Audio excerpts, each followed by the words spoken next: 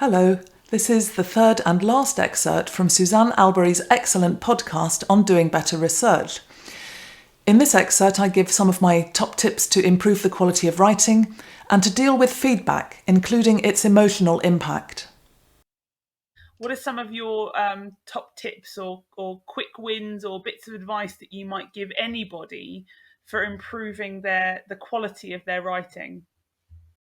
Well, now, I do have a few of those up my sleeve.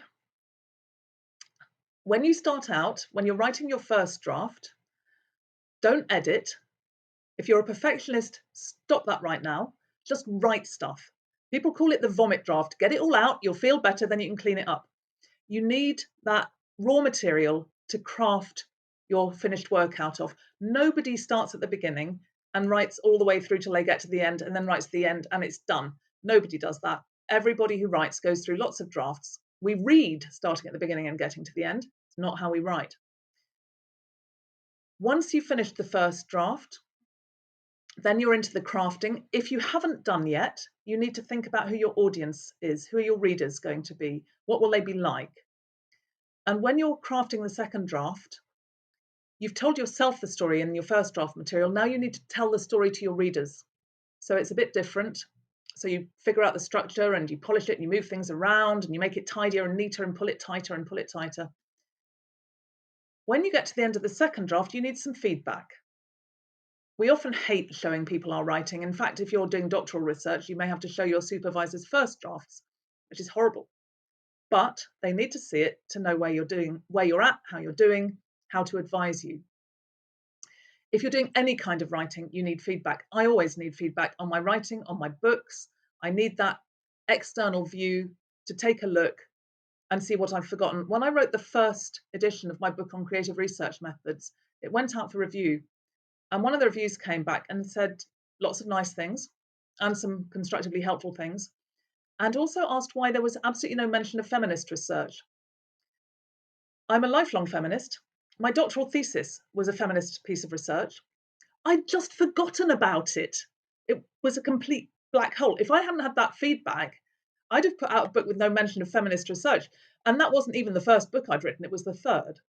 So we all need feedback, even the most experienced writers, but also the least experienced. We all need to receive and use feedback. And that feedback should tell us what we're doing well, what we need to improve, and how to make those improvements. If any of those three things are missing, go back to the person who gave the feedback and ask them to fill in the gaps.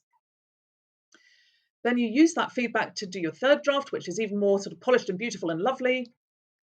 And my final tip is, when you get to the point where you think you're ready to submit, read the whole thing out loud to yourself. I do it with everything I write, every book, all the whole text, all the 80,000 words or 100,000 words, I sit and read them out to myself. You pick up all sorts of glitches. If there's some reason you can't do that, like you share an office or whatever, then put it into a different font or different background color, or print it out if you work on screen, or read it on screen if you're used to working on hard copies. Do something to make it look different and read it through one more time. And that will help you, not as much, I think, as reading out loud, but it will help you to pick up odd glitches and funny sentences, because when we know what we mean, sometimes we write things that aren't actually what we thought we'd written because we're too close to it. So it's a way of creating some distance and creating a better final product. I love what you said there about creating distance, because I know that I have exactly the same problem. When I think I know what's supposed to be there, I see it whether it's there or not. So reading it out loud and realizing that that sentence makes no sense or is really awkwardly formatted is a really good point.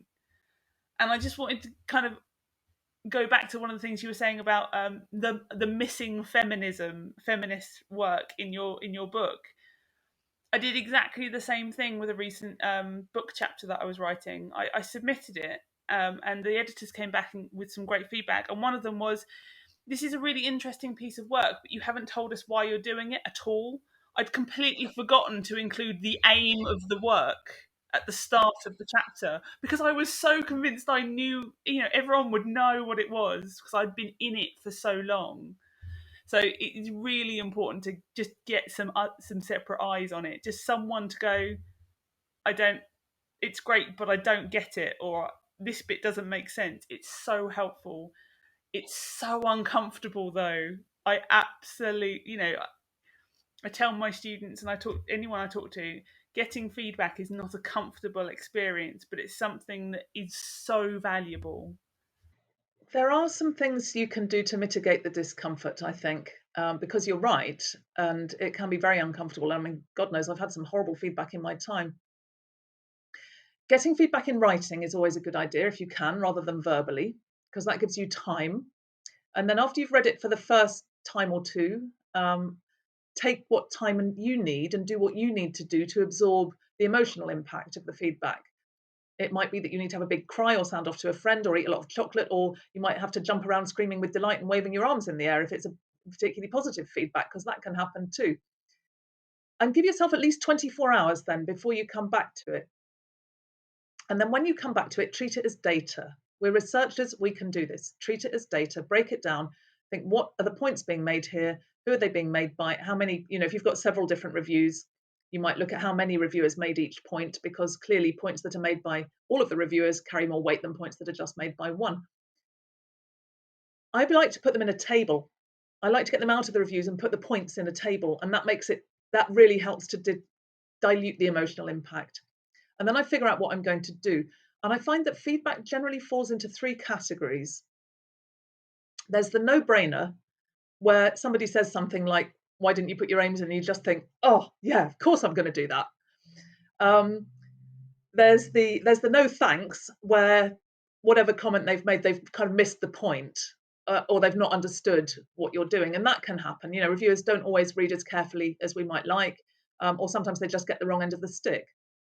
And then there's the oh wait, there's the middle category, which is where whatever they're suggesting doesn't feel right, but it bounces you forward to something else. You think, no, wait a minute, that doesn't, there's something does need doing there, but it's not that thing the reviewers said, it's this. That's what I need to do. I need to move this here and do that there and add this bit about this, and then that will all work, and that comment would be irrelevant. And once I've got my feedback sorted into a table, I've got my three categories, and I've worked out what I'm going to do in response, then I've got a little roadmap for my next draft. So that's my process. And I find using that quite systematic, quite research-shaped process does help to deal with the emotional impact. There's some really good points. And one of the things I really want to pull out of that and highlight, particularly for anyone really, but particularly for PhD students, is that not every piece of feedback has to be actioned.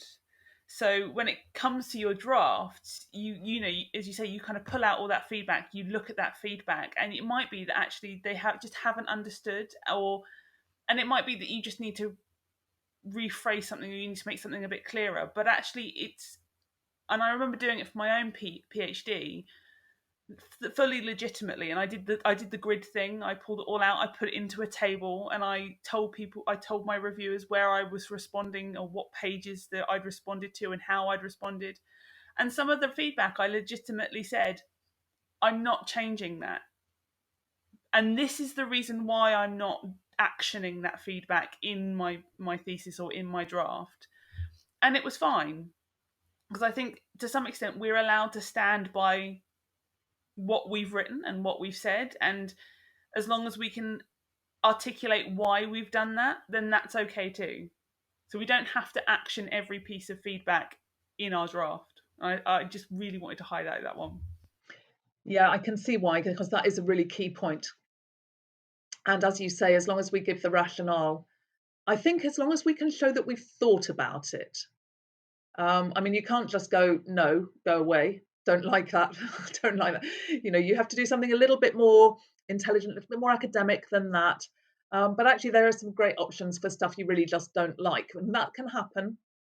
And I've used formulations like, sadly, there is not sufficient space in this journal article to address this very interesting comment, because it would require another 1,000 words. However, it will inform my thinking for future work. Which isn't actually necessarily entirely 100% true, but it's diplomatic. So that brings us to the end of the questions. So Helen, thank you very, very much. It's been a great pleasure. And that's the end of the excerpts from the podcast, so next week we're back to the usual sofa videos. In the meantime, check out Suzanne's other podcasts on doing better research. The link is below.